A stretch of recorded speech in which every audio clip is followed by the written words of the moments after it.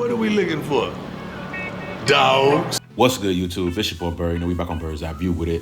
Like always, appreciate the love and support. Please continue to like, comment, and subscribe. Stop what you're doing. Smash the like button. Smash subscribe button. Hop in the comment section. Comment whatever you want. Of course, I'm dropping daily bangers day by day. You know we got news of the day coming out of Colorado. And we're going to jump right into it, dog. So, of course, we back with another recap with this Colorado football program. As always, shout out Well-Off Media, Reach the People Media, for providing us phenomenal footage each and every day. Of course, we're coming off of another road victory over the Texas Tech Red Raiders.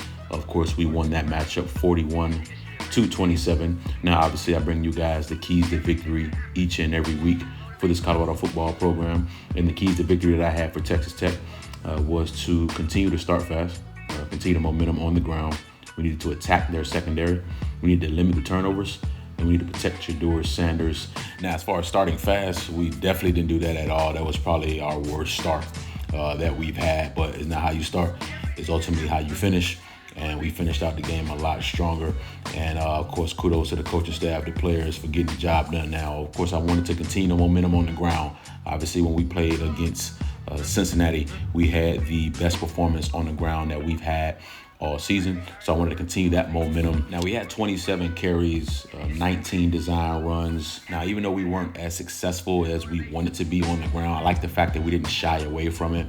And Shedeur Sanders was a big part of the run game this week. Of course, he had our long rushing touchdown. He got the job done with his legs. Now, I also mentioned, of course, that we need to attack their secondary. As we know, they had one of the worst passing defenses in the country. And I mentioned that we needed to attack their secondary. We had 3 different receivers with at least 6 catches. 3 different receivers scored a touchdown. 7 different players caught passes. And 3 different receivers had at least 75 yards receiving. Of course, Travis Hunter had 99, LaJonte had 82, and Will Shepherd had 79 yards receiving. I mentioned that we need to limit the turnovers in a matchup like this, going on the road, having to win a big game. Can't really turn the football over, can't really give that opposing team extra possessions, and we didn't do that. We didn't have a single turnover Saturday, so that's really, really good for our offense. And lastly, I mentioned that we need to protect Shedeur Sanders. Of course, the past 2 games that we played, we've only had 1 sack. We've only given up 1 sack. Honestly, since week 7, we had the 3rd highest pass pro grade in all of the Power 4. And Saturday night, we had 3 total sacks, but PFF credit 0 sacks to our offensive line. Our offensive line, man, has been improving each and every week. And I love the fact that we can rotate guys in and out. We have depth now on that offensive line, and it's really paying dividends for sure. Let's switch over to the keys victory to the defense. I mentioned, of course, we had to contain Taj Brooks. If you watch that football game, he fought for every single yard he got. Now, if you just look at the box score, you can see, oh, he had 31 carries, 437 yards, and 1 touchdown. Now, he broke a couple long runs in the 4th quarter, which helped out his numbers.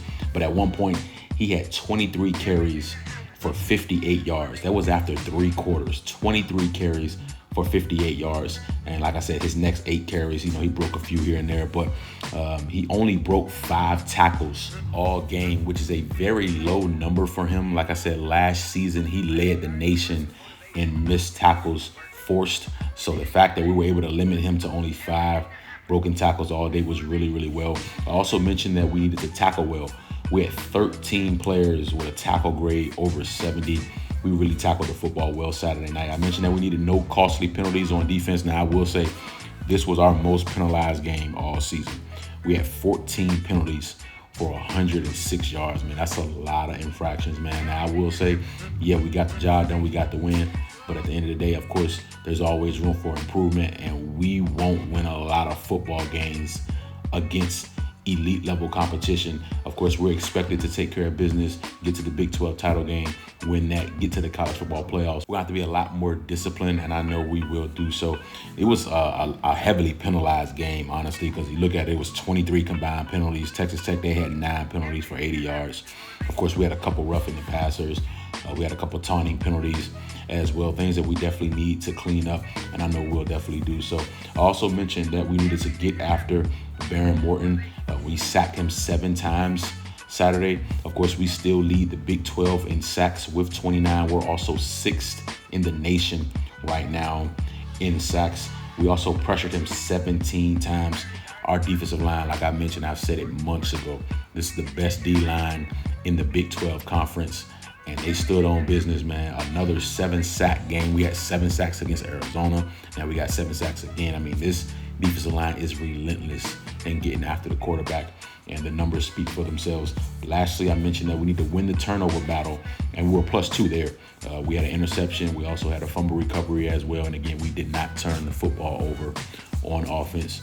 Kudos to our defense for getting the job done. They played extremely well, especially when our offense was taking some time to kind of get going. Our defense really kept us in that game early, because that game really could have got out of hand a little bit. But our defense did what they needed to do to keep our high potent offense in reach. And once our offense was able to click and get things rolling, our athletes made plays and we got the job done. Let's switch over to the top 10 PFF grades for our Colorado Buffaloes. And we're going to start at number 1, dog, with Arden Walker, 84.5.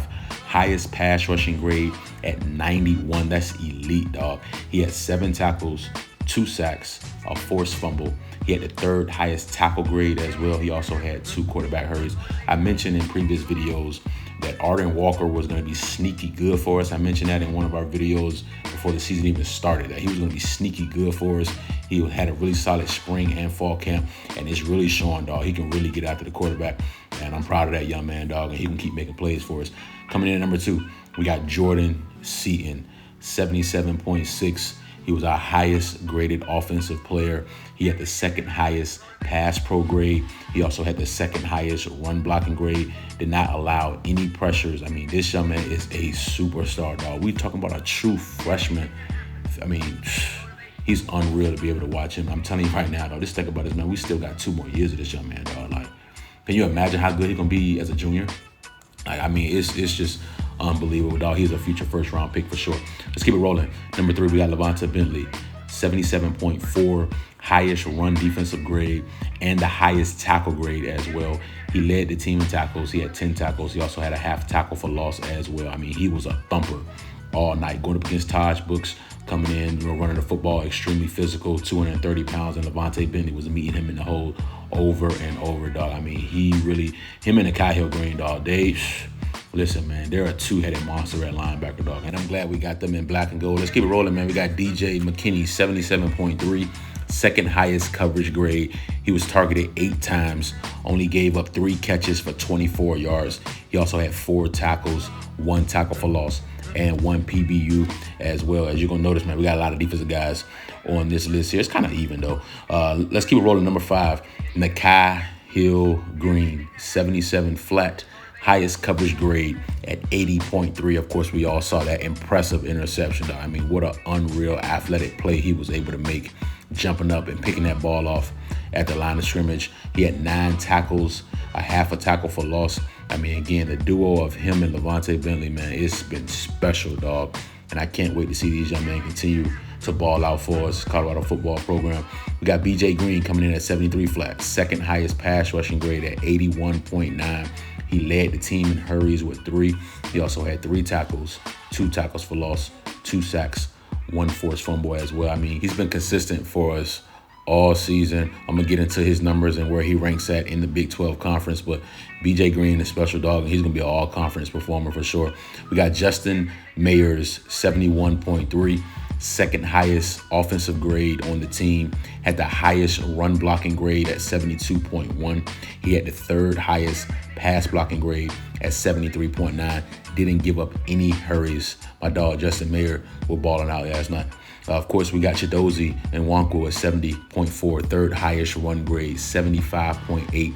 Finished with 7 tackles, 5 of those were solos. I mean, he's just been consistent all year as well, dog. He is stout in the middle, and he's a pro without question. Chidozie's a pro, and he's going to seem to play like one. Coming out, man, with number 9, dog, my dog Cash Cleveland, man, 69.5, 3rd highest offensive grade, solid pass blocking grade as well at 70.1. Of course, he relieved Hank in the first quarter, and in my opinion, he should be the starter moving forward. Cash Cleveland came in, true freshman, communicating at the line of scrimmage, making sure the offensive line, everybody's good to go. I mean, he performed extremely well. You're talking about a true freshman being thrown in the fire in that big of a game on the road with that in that hostile environment, to be able to come in and get the job done and do it at a high level. Hey, man, kudos to Cash Cleveland. I don't mean no harm. He deserves a scholarship, coach. A full ride scholarship. A Cash Cleveland. You're going to be a real good Buffalo dog. You're going to be a fan favorite for sure. And like I said, true freshman, him and Jordan Seed coming from that IMG Academy. I mean, it's going to be fun watching these two young men grow together, man. This is the future of Buffalo football. Last but certainly not least, we rounding out that top 10 with Will Shepard, 67.7, our highest graded wide receiver. He had the second most catches with 8. He finished with 79 yards receiving and 1 touchdown. Of course, he had that spectacular one-handed catch in the corner of the end zone. He just continues to find ways to make plays when we really need him. And I've been preaching, I've been saying it for the whole time. He is a pro. He is a pro's pro. And I can't wait to see this young man continue to dominate in college. Let's keep it rolling, dog. We got the Big 12 stats right now. Of course, I'm going to bring you guys the updated stats for our Colorado Buffaloes. And let's start with QB1. Shedeur is leading the Big 12 in completion percentage at 72.9, which is 3rd in the nation. He's 2nd in yards with 2,882. That is 6th in the country. He leads the Big 12 in touchdowns with 24. That is 3rd in the nation. He's 2nd in yards per game with 320.2. He leads the Big 12 in efficiency with 163.1. He's 2nd in the nation in completions per game with 27.78. I mean, of course, Shedeur Sanders, man, best quarterback in the country, should be the first quarterback taken in this upcoming draft. He just continues to pile up numbers, man. And if he's not in New York for the Heisman, I've been telling you, I've been campaigning about it, bro. If he's not in New York, dog, for the Heisman ceremony, just throw the whole trophy away. Let's keep it rolling, man. Best player in the country, Travis Hunter. He's currently 2nd in the Big 12 Conference in catches with 69. He's 4th in yards with 856. That ranks 11th in the country. He's 1st in the conference in touchdowns with 9. Those 9 touchdowns are the 3rd most in the country. He leads the Big 12 Conference in receptions per game with 7.7. That ranks 5th in the nation. He's 4th in average yards per game at 95.1. That ranks 10th in the country. Of course, on defense, he's 3rd in the conference in passes defended with 9. And he's tied for 2nd in PBUs with 7. Of course, that is our Heisman Trophy winner. And in my opinion, there's not a better player. It's not even close. The people trying to debate this and debate that, bro, the best player in the country wears number 12, and he's in Boulder, Colorado. Let's keep it rolling, dog. We got LeJontay Wester. He's 2nd in the conference right now in touchdowns with 8. That 8 is 4th most in the country. Nikhil Green is 9th in the conference in tackles with 68. He's 7th in tackles for loss with 8.5. BJ Green is 4th in the conference in tackles for loss with 9. He's 6th in sacks with 5. You look at Preston Hodge, he's tied for 3rd in passes defended with 9. And DJ McKinney is tied for 1st in the conference in PBUs with 8. And he's also 4th in passes defended. Like I said, man, this Colorado football program, dog, is night and day better than what we were last year. And kudos to Coach Prime, dog. I mean, in my opinion, he's Coach of the Year. Now, I know it's really down to 2. It's really down to him and Coach Cinetti at Indiana. Now, like I said, it'll be tough, right, if Sig runs the table, especially if he ends up, getting an Ohio State win and you beat Ohio State and Michigan in the same year, your first year. It's gonna be tough if he runs the table. But in my opinion, still, man, what Coach Prime was able to do, turning around a 1-11 team, and of course going 4-8 year 1, and then turning around year 2, you're 7-2 with everything in front of you, right? The ball is in your court. You control your own destiny. You went out, you're Big 12 champions, and you're in the college football playoff. I mean, that's an unreal turnaround, dog. When you had so many naysayers, no one believed that we'll be where we are right now today, other than, our Buffalo's faithful who already knew what we had here in Boulder, Colorado. But the turnaround is just unreal, dog. I mean, you look at a team now that leads the Big 12 in sacks, right, with 29, also is 6th in the country in sacks, right? We're 2nd in the Big 12 Conference in forced fumbles with 8. We're 1st in the conference in fumble recoveries with 9. As I mentioned, dog, we got multiple guys, right, that are top 10 in the conference, top 10 in the country, in categories. I mean, it's just unreal to see the balance that we have now on offense and defense. If the offense is not playing well, the defense can pick up the slack. If the defense is not playing well, the offense can pick up the slack. I mean, Mata, he's been special, right? He's been good all season for us, making kicks when we need them. Of course, there's always room for improvement, but at the end of the day, man, we're getting the job done. And we're looking at a 7-2 football team, man, that could really, honestly, dog, when you think about, like, years to come, like, this team, I mean, yeah, we're going to lose some key pieces, but we also still going to have some key pieces coming back, too. And then when you talk about what we're going to get in the transfer portal, what's coming for the high school recruiting class, I mean, it's not going to stop, honestly. And as long as Coach Prime stays in Boulder, Colorado, there's going to be a winning football program there. And it's going to be a lot of fun covering this team years to come, dog.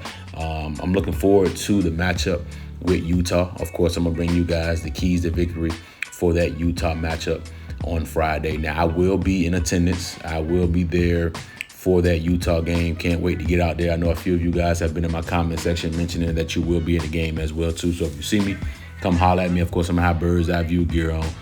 So you'll definitely be able to know exactly who I am. I know it's an early morning game. It's at 10 o'clock. Games at 10 o'clock in the morning. We got big noon kickoff.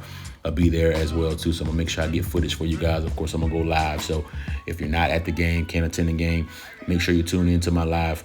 And, of course, I'm going to get all you guys, this in-depth footage here so you can, be able to communicate with me and we can just have some fun, dog, on live. And it's going to be a great environment. I know it's going to be rocking in Boulder, dog. It's going to be electric, man. And I'm just looking forward to it, man. We'll see exactly what it transpires. I don't want to get into too much as far as what I think is going to happen in that matchup because, of course, I want to save it for you guys with the keys to victory video. But it's gonna be a great matchup, man. Of course, they took BYU to the wire. I know there's a lot going on, man, with that questionable holding call at the end of the game. I know they feel like they had a game stolen from them, man, and it's tough when a game ain't like that. But it is what it is. Everybody kind of go through a similar loss or losses that are just tough. That's just a tough pill to swallow. But they're gonna be coming in wanting to bounce back and get a win.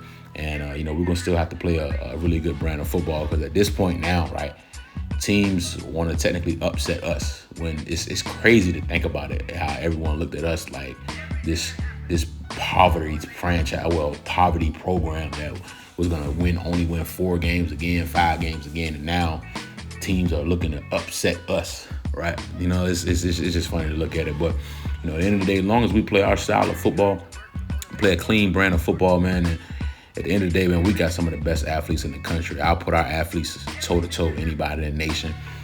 On top of our coaching staff, dog. Listen. Our coaching staff, man, I just hope we can keep them together because y'all know how it goes, man. When teams win, people try to come poach you, try to come take your coaches, man. They try to come, steal your coaches, man, try to throw them money that they can't turn down type of deal. So, hopefully we're able to keep this staff together, especially Coach Livingston. I mean, that was a hit of a hire, dog. Home run hire. Coach Livingston really turned this defense completely around, and it's fun watching these guys fly around the football and play for him. So hopefully we can keep this bunch together, for a few years and watch this program really grow to heights that maybe none of us would ever thought that they could really get to. And the recruits are coming. I'm gonna tell you that right now. When you win and you have a program that on the outside looking in, it looks so fun to play for. Like you guys want to be a part of that. And at first it was the glitz and the glamour and this, that, and the third, but now it's glitz and glamour and wins. You got glitz, you got glamour, but you also have wins. And with that, it's gonna come 4- and 5-star recruits, and it's gonna be fun to watch this all transpire here. So not gonna keep you long. Just want to bring you guys another phenomenal update. Please continue to like, comment, and subscribe. You know what time it is, dog. Bird's eye view, man.